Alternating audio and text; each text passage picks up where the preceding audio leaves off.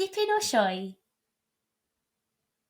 Roedd hi'n gamlwyddiant ar sioe y sêr ac roedd y trefnwyr am sicrhau y byddai hon yn sioe i'w chofio.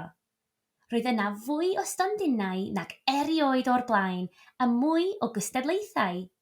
Ond dim ond un peth oedd ar feddwl Lowri Mai heddiw, sef gorymdaith fawr y clwb Merlota yn y prif gylch.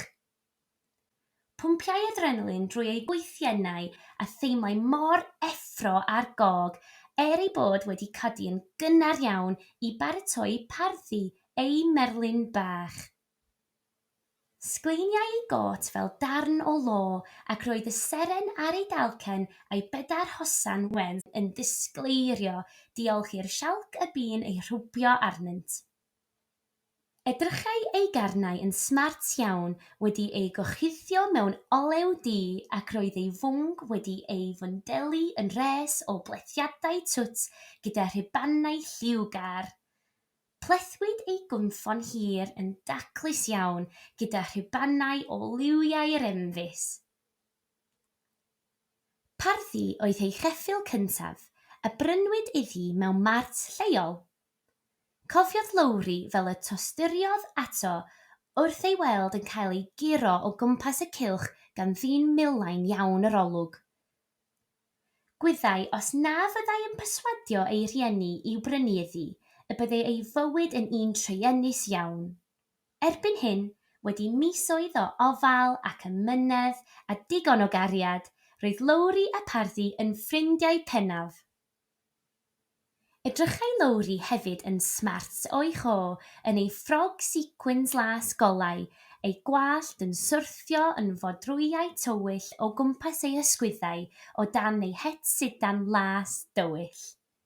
Edrychai yn dipyn gwahanol i weddill aelodau'r clwb Merlota, oedd wedi ei gwisgo mewn siacedi melfed machogaeth, blawsys gwynion a theis glas a melyn, jodpers hyffennog a boots hirion di-sgleiniog.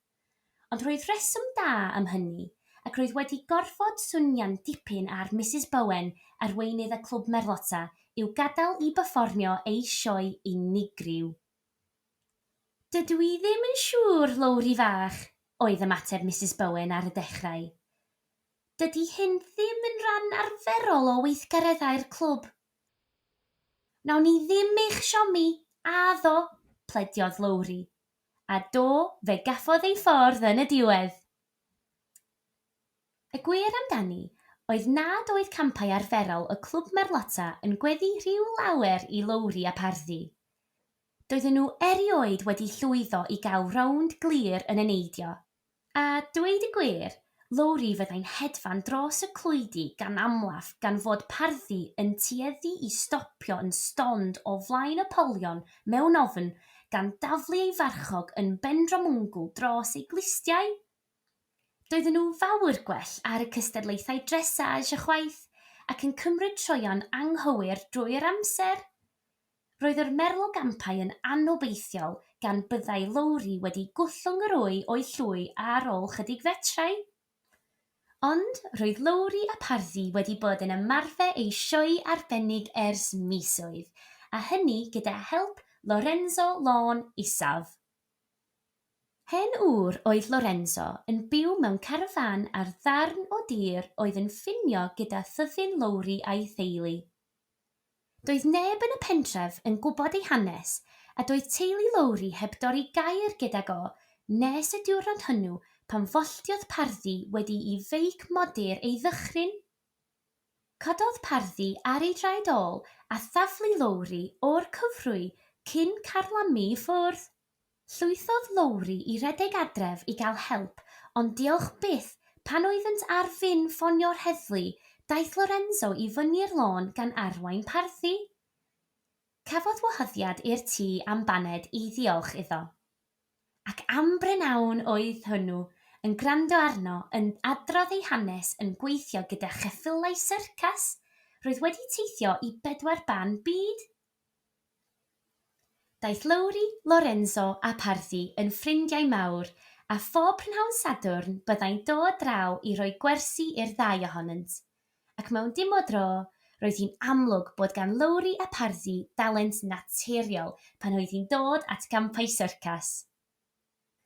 Wrth gerdded am y wagen gyffylau ymhen pellaf y cae Sioe, roedd pawb am y cyntaf i ddymuno'n dda iddi.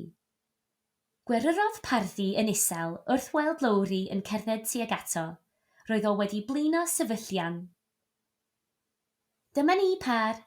Dyma'n cyfle i ddangos i bawb beth allwn ni wneud, gwenodd Lowri, cyn stwffio ei bys a'i bawd yn gelfydd rhwng ei ddannedd mwyn tynnu darn haearn y ffrwyn i'w geg.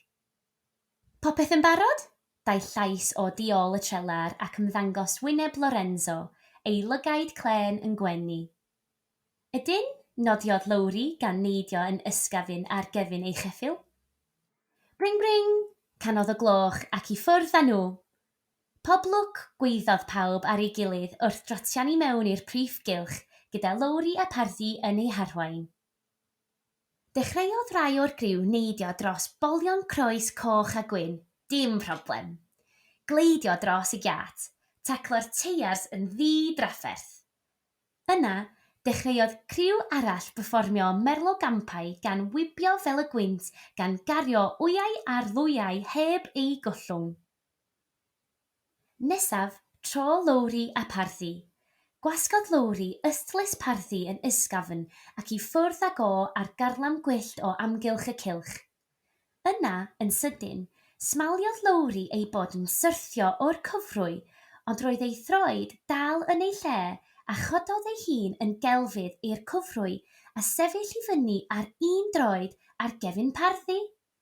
Y bychodd y dorf fel parti llyfaru a dal ei gwynt. Cododd Lowri ei choes i'r awyr fel dawnsraig falerina. Yna, suddodd i'r cyfrwy unwaith eto cyn ymestyn ei llaw i'r bag ar ymyl y cyfrwy. Roddodd gic ysgafn i Parddi i garlamu yn gyflymach a dechreuodd jyglo bagia bach tywod yn uchel i'r awyr heb ei gollwng unwaith. Daeth llef uchel gan y dorf, roeddent yn amlwg wrth ei boddau. Yna, stopiodd y ddau yng nghanol y cylch.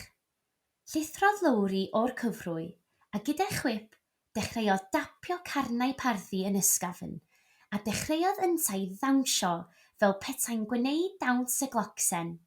Yna, suddodd i'w bengliniau a mwys yn grymu i'r dorff a daeth sŵn cymeradwyaeth fyddarol. Wrth gerdded allan o'r cylch, caffodd gip ar ei rhieni a Lorenzo. Roedden nhw'n wen o glist i glist. Roeddent mor falch ohoni. Cododd Mrs Bowen ei bawd arni hefyd, gan gardenhau ei bod wedi mwynhau pob munud o'i perfformiad. Roedd yn sicr wedi bod yn sioe a hanner, ac yn un na fyddai Lowri a Parddi fyth yn ei anghofio.